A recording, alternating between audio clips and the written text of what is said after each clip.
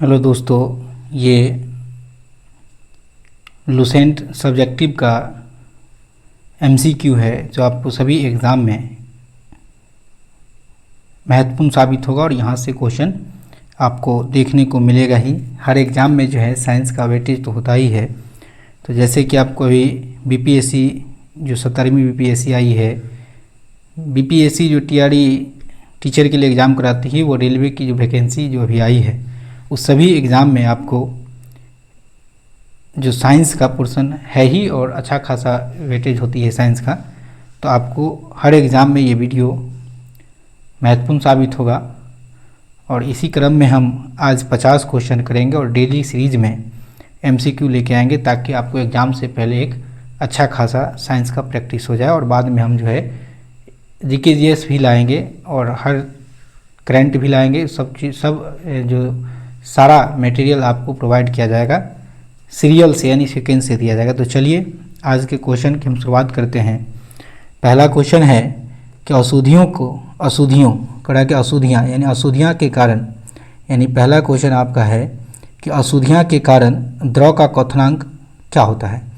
यानी अशुद्धियाँ, किसी द्रव में अगर अशुद्धियाँ मिला दिया जाएंगे जैसे कि नमक वगैरह मिला दिया जाता है तो उस द्रव का क्वथनांक क्या होगा। क्वथनांक यानी वह वायुमंडलीय तापमान जिस पर कोई द्रव उबलने लगता है उसे हम क्वथनांक कहते हैं। तो क्वथनांक क्या हो जाएगा, बढ़ जाएगा। यानी अशुद्धियों के कारण द्रव का क्वथनांक पर क्या प्रभाव पड़ेगा, तो ये बढ़ जाएगा, यानी क्वथनांक जो है बढ़ जाएगा। अशुद्धि मिलाने से, जैसे बर्फ में नमक मिलाने से गलनांक क्या होता है। तो करा कि अशुद्धियों मिलाने से बर्फ में नमक मिलाने से गलनांक क्या होता है। तो गलनांक जो है इसका घट जाता है, यानी गलनांक क्या होता है, घट जाता है, यानी गलनांक क्या हो जाएगा, घट जाएगा। ठीक है, अगला क्वेश्चन देखते हैं। अनिश्चित ताप पर वाष्प का द्रव में बदलना क्या कहलाता है। करा कि अनिश्चित ताप पर वाष्प का द्रव में बदलना क्या कहलाता है। तो ये कहलाएगा संघनन। यानी द्रव का, यानी करा कि वाष्प का द्रव में बदलना ये क्या कहलाएगा, संघनन कहलाएगा। क्वथनांक हम लोग जानिएगे, वायुमंडलीय ताप पर किसी द्रव का उबलना ये क्वथनांक कहलाता है। गलन यानी ठोस जो है अगर द्रव बन जाएगा तो क्या हो जाएगा, गलनांक कहलाएगा। हिमांक यानी जो जमने की क्रिया को क्या कहते हैं, हिमांक कहते हैं। ठीक है, दाब बढ़ने पर जल का क्वथनांक पर क्या प्रभाव पड़ता है। अगर दाब बढ़ाएंगे तो जल के क्वथनांक पर क्या प्रभाव पड़ेगा, वो पूछ रहा है आपसे कि दाब बढ़ने पर जल का क्वथनांक पर क्या प्रभाव पड़ता है। तो दाब बढ़ाएंगे तो जल का क्वथनांक क्या होगा, बढ़ जाएगा, यानी जल का जो क्वथनांक है बढ़ेगा, यानी जल का क्वथनांक क्या हो जाएगा, बढ़ेगा, यानी जल का क्वथनांक बढ़ेगा। अगला क्वेश्चन है कि दाब बर्फ पर, यानी दाब बढ़ने पर बर्फ के गलनांक पर क्या प्रभाव पड़ता है। तो दाब बढ़ने पर बर्फ के गलनांक पर क्या प्रभाव पड़ेगा। तो बर्फ का जो गलनांक है वो बढ़ता है, घटता है, अपरिवर्तित रहता है, या गलनांक पहले घटता है या फिर बढ़ता है। तो दाब बढ़ने पर बर्फ के गलनांक जो हो जाएगा वो घटता है, यानी गलनांक क्या हो जाएगा, घटता है। अगला क्वेश्चन है कि जिन पदार्थों का आयतन गर्म करने पर बढ़ता है, दाब बढ़ने पर गलनांक क्या होगा। जिन पदार्थों का आयतन गर्म करने पर बढ़ता है, दाब बढ़ाने पर उसका गलनांक क्या हो जाएगा, तो उसका गलनांक भी बढ़ता है। यानी जैसे कि मोम वगैरह लेते हैं, गर्म करते हैं तो उसका क्या होता है, आयतन गर्म करने पर बढ़ जाता है। तो जब उसको दाबेंगे, प्रेशर करेंगे तो उसका गलनांक क्या होगा, मोम का बढ़ जाएगा। तो वही क्वेश्चन है, इसका बढ़ जाएगा। नियत ताप पर द्रव के एकांक द्रव्यमान को वाष्प में बदलने के लिए आवश्यक ऊष्मा की मात्रा को ठोस कहते हैं। तो क्या हो जाएगा, ऑप्शन जो होगा ए, यानी गलन की गुप्त ऊष्मा होगा, यानी गलन की क्या होगी, गुप्त ऊष्मा होगी। कहा कि नियत ताप पर द्रव के एकांक द्रव्यमान को वाष्प में बदलने के लिए आवश्यक ऊष्मा की मात्रा को ठोस कहते हैं। ये गलन की गुप्त ऊष्मा कहलाएगा। क्या कहलाएगा, गलन की जो है गुप्त ऊष्मा हो जाएगा। अगला क्वेश्चन है कि वह बिंदु जिस पर तीनों अवस्थाएं ठोस, तरल एवं गैस तीनों एक साथ पाई जाती है उस बिंदु को क्या कहते हैं। कहा कि वह बिंदु जिस पर तीनों अवस्थाएं ठोस, तरल एवं गैस तीनों एक साथ पाई जाती है उसे क्या कहते हैं, तो उसे कहा जाता है त्रिक बिंदु कहते हैं। उसे क्या कहते हैं, त्रिक बिंदु कहते हैं। उसे क्या कहा जाता है, त्रिक बिंदु कहा जाता है। उसे जो है त्रिक बिंदु कहते हैं। अगला क्वेश्चन है कि नियत ताप पर पदार्थ की अवस्था में परिवर्तन के लिए ऊष्मा की आवश्यकता होती है, इसे क्या कहते हैं। कह रहा है कि नियत ताप पर पदार्थ की अवस्था में परिवर्तन के लिए ऊष्मा की आवश्यकता होती है, इसे क्या कहते हैं, तो इसे कहते हैं गुप्त ऊष्मा कहा जाता है। इसे क्या कहते हैं, गुप्त ऊष्मा कहा जाता है। इसे क्या कहते हैं, ऑप्शन ए होगा, इसे जो है गुप्त ऊष्मा कहते हैं। जल के हिमांक तथा क्वथनांक के बीच की दूरी को कितने बराबर भागों में बांटा गया है, तो 100, 150, 142 या 200। कह रहा कि जल के हिमांक तथा क्वथनांक के बीच की दूरी को कितने बराबर भागों में बांटा गया है, तो कितने बराबर भागों में बांटा गया है, तो 100 बराबर भागों में बांटा गया है। यानी जल के हिमांक तथा क्वथनांक के बीच की दूरी को 100 बराबर भागों में बांटा गया है। किसी विशेष दाब वह नियत ताप पर कोई द्रव जमता है, क्या कहलाता है। कह रहा कि किसी विशेष दाब पर वह नियत ताप पर कोई द्रव जमता है तो उसे क्या कहा जाता है, तो उसे कहते हैं हिमांक कहा जाता है। क्या कहा जाता है, हिमांक कहा जाता है। उसे जो है हिमांक कहते हैं। अशुद्धियों की उपस्थिति में पदार्थ का हिमांक और द्रव्यमांक दोनों हो जाता है। यानी अशुद्धियाँ की उपस्थिति में पदार्थ का हिमांक और द्रव्यमांक दोनों क्या होगा, कम होगा, अधिक होगा, शून्य होगा या अपरिवर्तित होगा, तो ये हो जाएगा कम हो जाएगा। यानी अशुद्धियों की उपस्थिति में पदार्थ का हिमांक और द्रव्यमांक दोनों क्या हो जाता है, कम हो जाता है। जिस ताप पर कोई द्रव ऊष्मा पाकर वाष्प में बदल जाता है, क्या कहलाता है। यानी कि जिस ताप पर कोई द्रव ऊष्मा पाकर वाष्प में बदल जाता है वह क्या कहलाता है, तो वह कहलाता है क्वथनांक कहलाता है। द्रव जो है ऊष्मा वाष्प में बदलेगा तो क्वथनांक कहलाएगा। क्या कहलाएगा, क्वथनांक कहलाएगा। ठोस से द्रव में पदार्थ की अवस्था परिवर्तन को क्या कहते हैं। कोई ठोस है जो द्रव में बदल गया तो उसे क्या कहेंगे, उसे कहेंगे गलनांक कहेंगे, यानी गलन कहेंगे। दाब बढ़ने से किसी द्रव का क्वथनांक क्या होगा, दाब बढ़ने से किसी द्रव का क्वथनांक क्या हो जाएगा, तो क्वथनांक जो हो जाएगा बढ़ेगा। दाब बढ़ने से किसी द्रव का क्वथनांक क्या हो जाता है, बढ़ता है। क्या हो जाता है, बढ़ता है। क्या होगा, बढ़ेगा। अगला क्वेश्चन है कि वह बिंदु जिस पर तीनों अवस्थाएं ठोस, तरल एवं गैस तीनों एक साथ पाई जाती है वह त्रिक बिंदु कहलाता है। क्या कहलाता है, त्रिक बिंदु कहा जाता है। अगला क्वेश्चन है कि निम्नलिखित ताप पर ठोस का द्रव में बदलना क्या कहलाएगा, तो ठोस का द्रव में बदलना ये आपको गलनांक कहलाएगा, यानी गलन कहलाएगा। निश्चित ताप पर द्रव का ठोस में बदलना ये क्या कहलाता है, तो द्रव का ठोस में बदलना जो कहलाता है ये हिमीकरण कहलाता है, यानी जमाव बिंदु कहेंगे या हिमीकरण कहेंगे। अगला क्वेश्चन है कि जिन पदार्थों का आयतन गर्म करने पर बढ़ता है, दाब बढ़ने पर उसका गलनांक क्या होगा, तो बढ़ेगा। कुछ क्वेश्चन रिपीटेड हो गया है, कोई बात नहीं है, रिवीजन हो जाएगा आपका। किस विधि के द्वारा अकार्बनिक ठोस मिश्रण को अलग किया जाता है। कहा कि किस विधि के द्वारा, यानी किस विधि के द्वारा अकार्बनिक ठोस मिश्रण को अलग किया जाता है, तो किस विधि के द्वारा अलग करते हैं, तो ये हो जाएगा रावाकरण विधि। क्या हो जाएगा, रावाकरण विधि हो जाएगा। क्या हो जाएगा, रावाकरण विधि हो जाएगा। यानी रावाकरण विधि के द्वारा जो है इसको अलग किया जाता है। रावाकरण विधि के द्वारा अलग करते हैं। रावाकरण विधि के द्वारा शर्करा और नमक के मिश्रण को इथाइल अल्कोहल में 348 के ताप पर गर्म कर किस विधि द्वारा अलग किया जा सकता है। कहा कि शर्करा यानी चीनी हो गया और नमक के मिश्रण को इथाइल अल्कोहल में 348 केल्विन ताप पर गर्म करने पर किस विधि के द्वारा अलग किया जाता है, तो कौन सी विधि के द्वारा अलग करते हैं, तो हो जाएगा रावाकरण विधि के द्वारा। किसके द्वारा अलग करते हैं, तो रावाकरण विधि के द्वारा अलग करते हैं। जब दो द्रवों के क्वथनांक में अंतर अधिक होता है तो इसके मिश्रण को किस विधि से पृथक करते हैं। जब दो द्रवों के क्वथनांक में अंतर अधिक होता है तो इसके मिश्रण को किस विधि से पृथक करते हैं? तो इसके मिश्रण को किस विधि से पृथक करेंगे? ये करेंगे आसवन द्वारा। किसके द्वारा करते हैं? आसवन विधि के द्वारा करते हैं। ऊर्ध्वपातन क्या होता है? जब कोई ठोस द्रव में न बदलकर सीधे गैस बन जाए उसे हम क्या कहेंगे? ऊर्ध्वपातन कहेंगे। जैसे कि नैप्थलीन, कपूर, अमोनियम क्लोराइड, ये सब क्या है? आपको उत्पादन विधि के द्वारा, ऊर्ध्वपातन विधि के द्वारा इसको शुद्ध किया जाता है।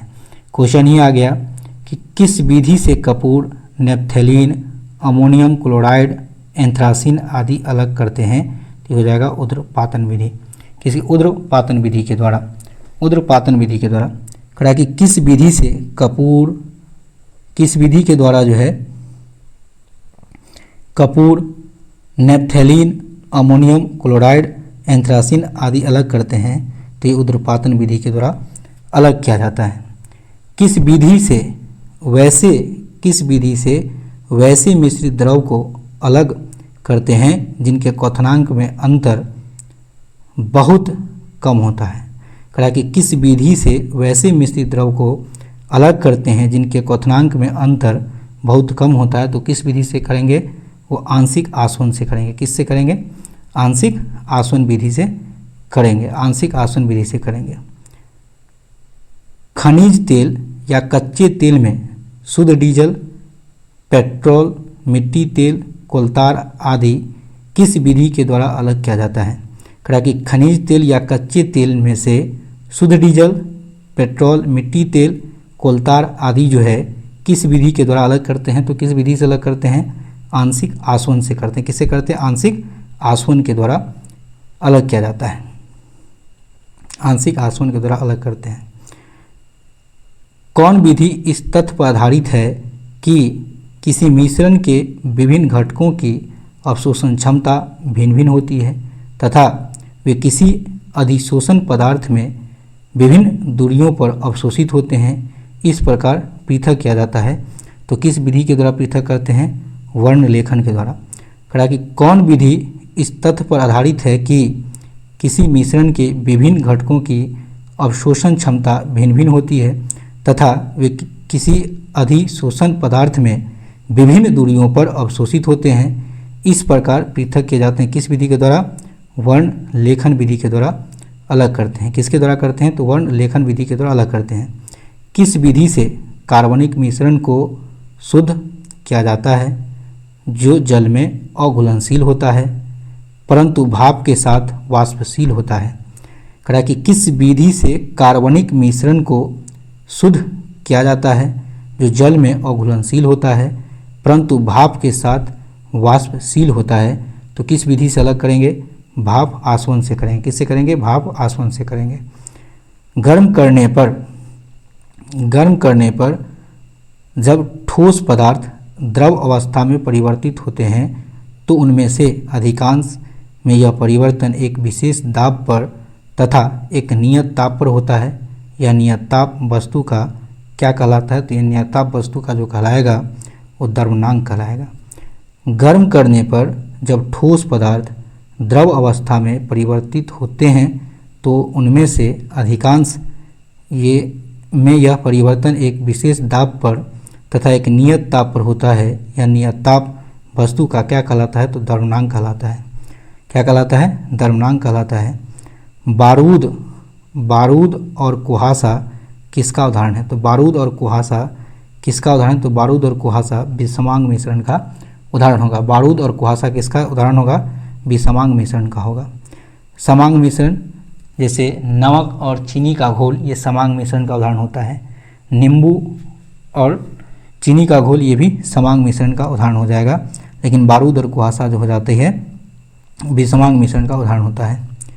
जब किसी मिश्रण में पानी मिलाने पर इसका भारी घटक आपेक्षित हो जाता है तो इस प्रक्रिया को कहा जाता है, क्या कहेंगे? अवसादन कहेंगे, आसवन कहेंगे, ऊर्ध्वपातन कहेंगे या द्रव्यनांक कहेंगे? फिर से क्वेश्चन सुनिए।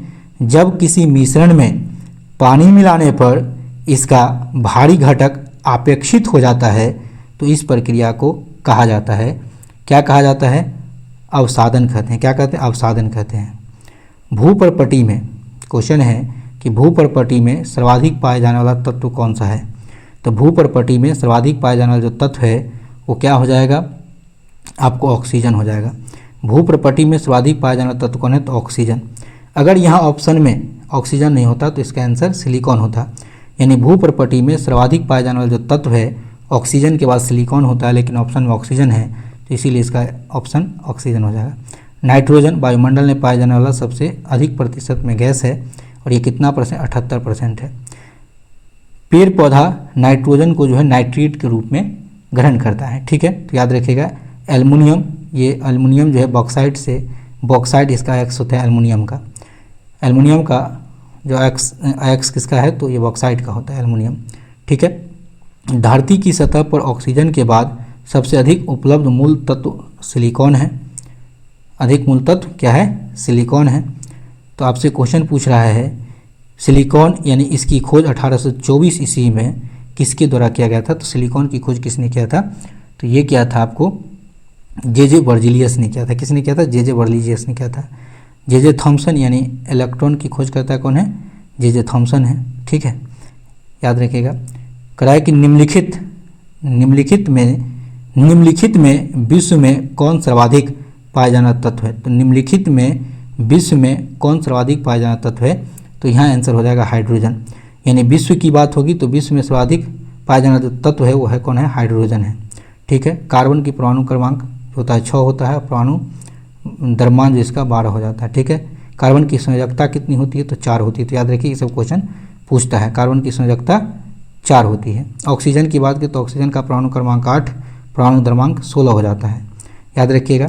नाइट्रोजन का 7 और जो परमाणु क्रमांक होता है, परमाणु द्रव्यमांक 14 होता है। परमाणु द्रव्यमांक कितना हो जाएगा, 14 हो जाएगा। निम्नलिखित में से कौन सा एक तत्व नहीं है, तो एक तत्व कौन नहीं है, धातु, अधातु, उपधातु या गैस। तो निम्नलिखित में से कौन सा एक तत्व नहीं है, तो निम्नलिखित कौन एक तत्व नहीं है, तो गैस एक तत्व नहीं है, यानी गैस एक तत्व नहीं है।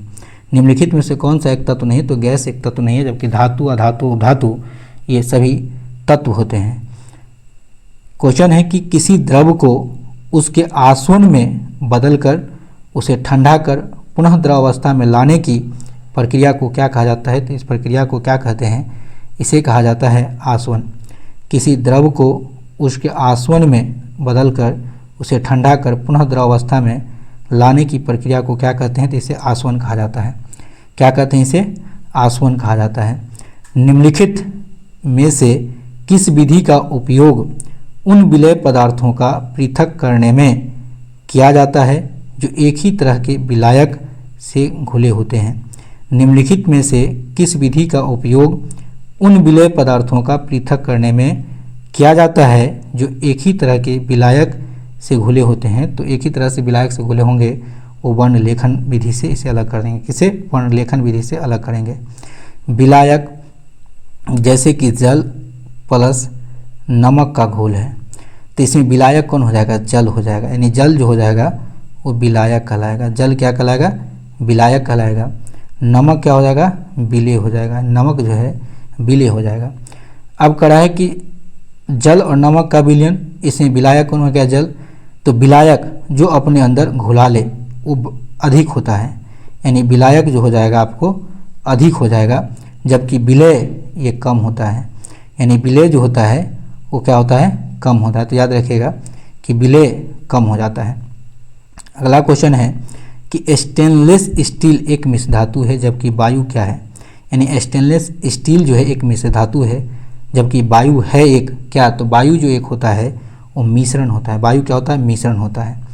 निम्न में कौन सा न तो तत्व है और न ही यौगिक। निम्नलिखित में से यानी निम्न में से कौन सा न तो तत्व है और न ही यौगिक है, तो ये कौन है, वायु न तो तत्व है न ही यौगिक है, वायु एक मिश्रण है। वायु क्या है, मिश्रण है, ठीक है। सोडियम क्लोराइड का जो सूत्र होता है NaCl होता है, ठीक है।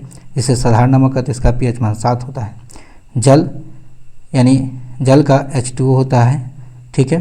पारा यानी Hg और इसका परमाणु क्रमांक कितना होता है, 80 होता है। तो पारा का परमाणु क्रमांक कितना होता है, 80 होता है। निम्न में कौन सा एक यौगिक है, तो निम्न में कौन सा एक यौगिक है, तो निम्न में कौन सा एक यौगिक है, यौगिक हो जाएगा रेत, यौगिक कौन होगा, रेत होगा। हीरा ये कार्बन का रूप है, हीरा जो है क्या है, कार्बन का रूप होता है।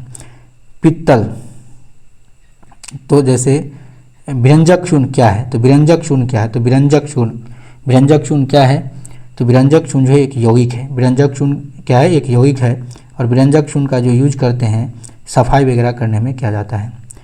अगला क्वेश्चन है कि निम्न में से कौन सा मिश्रण नहीं है, तो निम्न में से कौन मिश्रण नहीं है, तो निम्न में से कौन सा मिश्रण नहीं है, तो ग्रेफाइट मिश्रण नहीं है। ग्रेफाइट, निम्न में से कौन सा मिश्रण है, तो ग्रेफाइट नहीं है। ग्रेफाइट का यूज पेंसिल में किया जाता है, यानी पेंसिल में जो है ग्रेफाइट का यूज किया जाता है, पेंसिल में ग्रेफाइट का यूज किया जाता है, ठीक है। पित्तल तांबा और जस्ता का मिश्रण होता है, पित्तल जो होता है तांबा और जस्ता का मिश्रण होता है, तांबा 70% और जस्ता जो होता है 30% होता है, ठीक है। अगला क्वेश्चन है आपका, अगला क्वेश्चन क्या कर रहा है कि बारूद होता है, बारूद क्या होता है, तो बारूद होता है, यानी बारूद जो होता है ये क्या होता है, तो बारूद जो होता है ये मिश्रण होता है। बारूद क्या होता है, मिश्रण होता है। निश्चित अनुपात में अवयव को मिलाने से किसका निर्माण होता है, निश्चित अनुपात में अवयव को मिलाने से किसका निर्माण होता है, तो किसका निर्माण हो जाएगा, समांग मिश्रण का, समांग मिश्रण का, यानी निश्चित अनुपात में अवयव को मिलाने से किसका निर्माण होता है, तो समांग मिश्रण का निर्माण होता है। निम्न में से कौन सा समांग मिश्रण का उदाहरण नहीं है, तो बारूद, हवा, कुहासा, इनमें से कोई नहीं। तो समांग मिश्रण का उदाहरण कौन नहीं होगा, तो हवा जो है समांग मिश्रण का उदाहरण नहीं होगा, ठीक है। उसके बाद अगला क्वेश्चन है चीनी या नमक का जलीय विलयन किसका उदाहरण है, तो चीनी या नमक का जो जलीय विलयन है ये किसका उदाहरण है, तो ये जो उदाहरण हो जाएगा समांग मिश्रण का उदाहरण होगा। किसका होगा, समांग मिश्रण का। चीनी या नमक का जलीय विलयन किसका उदाहरण है, तो समांग मिश्रण का उदाहरण है। ठोस से गैस में पदार्थों की अवस्था परिवर्तन को क्या कहते हैं, उद्रपातन कहते हैं। करा कि ठोस से गैस में पदार्थ की अवस्था परिवर्तन को क्या कहेंगे, उद्रपातन कहेंगे। क्या कहेंगे, उद्रपातन कहेंगे। संघनन क्या हो जाएगा, यानी गैस से अगर द्रव बनेगा तो उसे संघनन कहेंगे। ये बाष्प से द्रव बने तो संघनन कहलाएगा। बाष्पीकरण कोई द्रव है और गैस में यानी बाष्प में बदल जाए वो बाष्पीकरण कहलाता है। जमना यानी कोई द्रव से ठोस बनेगा, द्रव से अगर ठोस बनता है तो इसे हम क्या कहते हैं, जमना कहते हैं, ठीक है। उसके बाद क्वेश्चन है आगे कि पदार्थ की अवस्था किसके द्वारा तय होती है, तो पदार्थ की अवस्थाएं जो है किसके द्वारा तय होती है दाब और तापमान के द्वारा। पदार्थ की अवस्था किसके द्वारा तय होती है, तो दाब और तापमान के द्वारा होती है, दाब और तापमान के द्वारा। अगला क्वेश्चन है कि प्रकृति में तीनों भौतिक अवस्था में द्रव, गैस और ठोस के रूप में उपस्थित होता है कौन, तो जल होता है। प्रकृति में तीनों अवस्था में द्रव, गैस और ठोस के रूप में जो उपस्थित होता है वो कौन होता है, जल होता है। क्या होता है, जल होता है। अब ठोस के रूप में जो जल होगा वो क्या हो जाएगा, बर्फ होगा। क्या होगा, बर्फ होगा। द्रव के रूप में जो जल होगा यानी द्रव के रूप में जो जल होगा वो जल के रूप में हो जाता है। किसके रूप में होता है, जल के रूप में होता है। और गैस के रूप में जो होगा, किसके रूप में, गैस के रूप में जो होगा, गैस के रूप में जो होगा वो गैस के रूप में जो होता है वो क्या होता है, जलवाष्प होता है। तो गैस के रूप में क्या हो जाएगा, जलवाष्प हो जाएगा। गैस के रूप में क्या हो जाएगा, जलवाष्प जो है गैस के रूप में हो जाएगा। अगला क्वेश्चन है कि आयोडीन और पोटेशियम क्लोराइड के मिश्रण से आयोडीन को अलग किया जा सकता है। आयोडीन और पोटेशियम क्लोराइड के मिश्रण से आयोडीन को अलग किया जा सकता है, किस विधि के द्वारा अलग करेंगे, तो इसको जो करेंगे उद्रपातन विधि के द्वारा। अगला क्वेश्चन है कि बोस आइंस्टीन घनीभूत संघनन के संबंध में निम्न में से कौन सा सही है।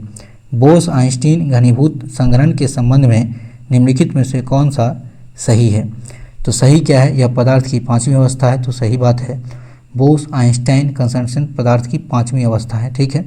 चौथी अवस्था को क्या कहते हैं, प्लाज्मा कहा जाता है। प्लाज्मा, चौथी अवस्था को प्लाज्मा कहते हैं।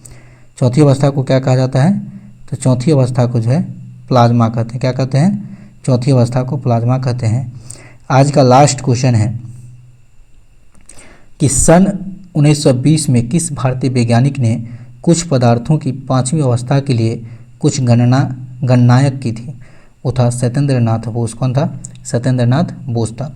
सन 1920 में किस भारतीय वैज्ञानिक ने पदार्थ की पांचवी अवस्था के लिए कुछ गणनायक की थी? तो था सत्येंद्र नाथ बोस। चलिए, इसी के साथ आज का वीडियो समाप्त होता है और आप सभी को अगर वीडियो पसंद आए तो लाइक, सब्सक्राइब एंड शेयर करें। आपके एक शेयर करने से कुछ नहीं होता, यही होता है कि मन में एक उत्साह होती है कि फिर से एक सीरीज़ के तौर पे वीडियो लाने का प्रयास करेंगे। आगे भी आते रहेगा। आज 50 क्वेश्चन है, कल देखते हैं कुछ क्वेश्चन बढ़ाएंगे। इसी तरीके से साइंस आपका ख़त्म होगा। साइंस के बाद हिस्ट्री, ज्योग्राफी, पॉलिटी यानी सभी जीके जीएस का पोर्शन जो है धीरे धीरे लाते रहेंगे। धन्यवाद। जय हिंद, जय भारत।